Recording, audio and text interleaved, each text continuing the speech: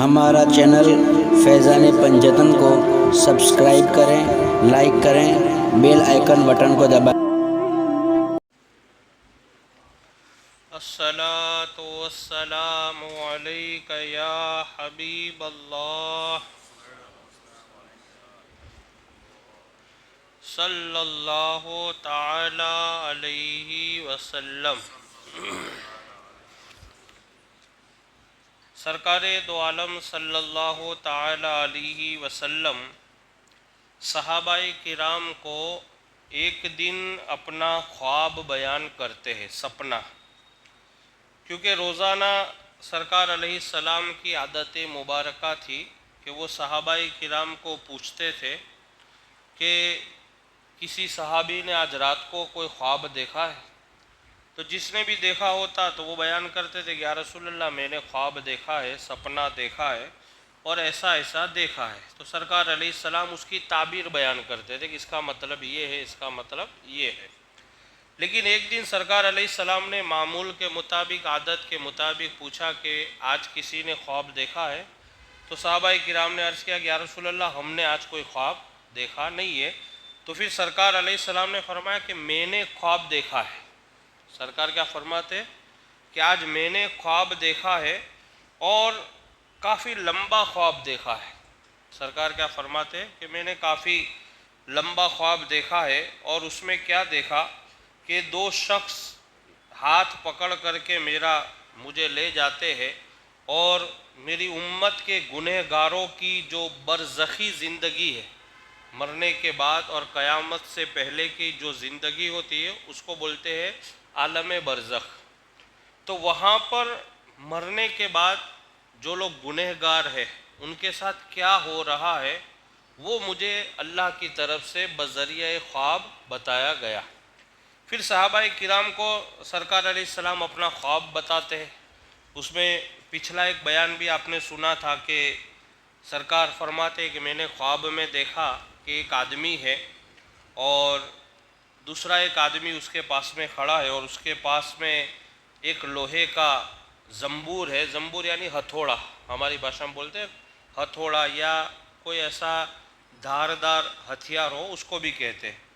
تو کہتے ہیں وہ ہتھیار سے، وہ زنبور سے بیٹھے ہوئے آدمی کے گال کو وہ کاٹتا ہے اور پیچھے گدی تک لے جاتا ہے، پھر دوسرے گال کو کاٹتا ہے، پہلے والا گال صحیح ہو جاتا ہے، اس طریقے سے وہ کاٹتا رہتا ہے، یہی معاملہ ہوتا رہتا ہے۔ تو پھر سرکار علیہ السلام فرماتے ہیں کہ اس سے پوچھا گیا کہ بھئی یہ کیا ہے؟ سرکار نے خواب میں یہ دیکھا، یہ میں نے پچھلے بیان میں کیا تھا لیکن آج آپ کو تازگی کے لیے واپس دوبارہ بیان کرتا ہوں۔ یہ خواب کا پورا واقعہ ہے، سرکار علیہ السلام نے جو دیکھا، اور نبیوں کے خواب کبھی غلط ہوتے نہیں ہو سکتے۔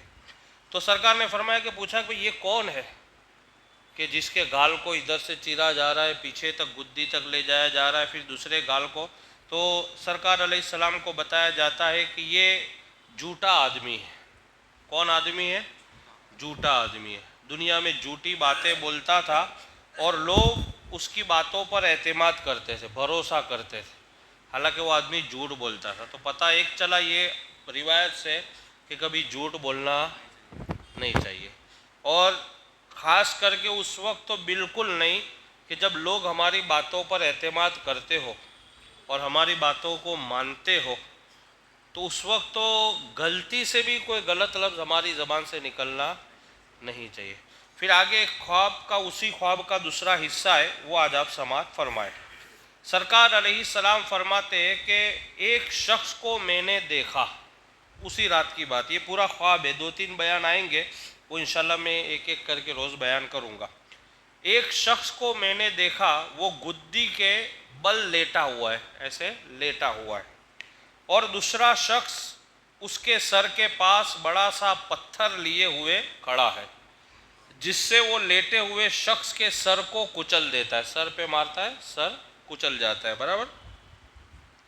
پھر وہ دوسرا شخص اس کے سر کے پاس کھڑا ہے بڑا سا پتھر لیے ہوئے، جس سے وہ لیٹے ہوئے شخص کے سر کو کچل دیتا ہے، پتھر لڑک کر کچھ دور چلا جاتا ہے، پتھر ایسے کھسکتا ہوا دور چلا، جیسے وہ مارتا ہے سر کچل جاتا ہے، پھر پتھر دور چلا جاتا ہے۔ پھر इतने में वो उसे उठाकर लाए, उसका सर फिर वैसा ही सही सालिम हो जाता है। जैसे पत्थर दूर जाता है लेकर के वापस आता है तो उसका सर वापस जैसा था पहले जैसा हो जाता है। फिर उसको मारता है, फिर वापस सर कुचल जाता है, फिर वापस पत्थर जाता है, फिर लाता है, फिर सर पे मारता है, फिर उसका सर। इस तरीके से सरकार अलैहिस्सलाम फरमाता है यही सिलसिला बराबर जारी रहता है। मैंने देखा कि बार बार ये सिलसिला हो रहा है। तो उसके ताल्लुक से सरकार अलैहिस्सलाम ने पूछा कि भाई ये कौन है कि जिसके सर को कुचला जा रहा है, आखिर ये कौन है? तो उस पर बताया जाता है कि वो आलिम दीन था। जिसके सर को कुचला जा रहा था कौन था? आलिम दीन था, जो न तो रात में इल्मी मशगूलियत में रहता था, यानी रात को भी वो दिन की बातें नहीं करता था किसी के साथ, और न दिन में उस पर अमल करता था। पता चला कि अगर इल्म दीन भी है और उसका फ़ायदा न खुद उठाता है और न दूसरों को पहुंचाता है तो भी आपको ये सज़ा मिलेगी। पता चला कि इल्म ऐसा होना चाहिए कि जिसका फ़ायदा खुद भी उठाए और दूसरों तक भी उसका फ़ायदा पहुंचाया जा सके। अल्लाह से दुआ है कि अल्लाह रब्बुल इज़्ज़त हम सब को छोटे बड़े गुनाहों से दूर रहने की तौफीक अता फरमाए, और अल्लाह चैनल फैज़ान पंजतन को सब्सक्राइब करें, लाइक करें, बेल आइकन बटन को दबाएं।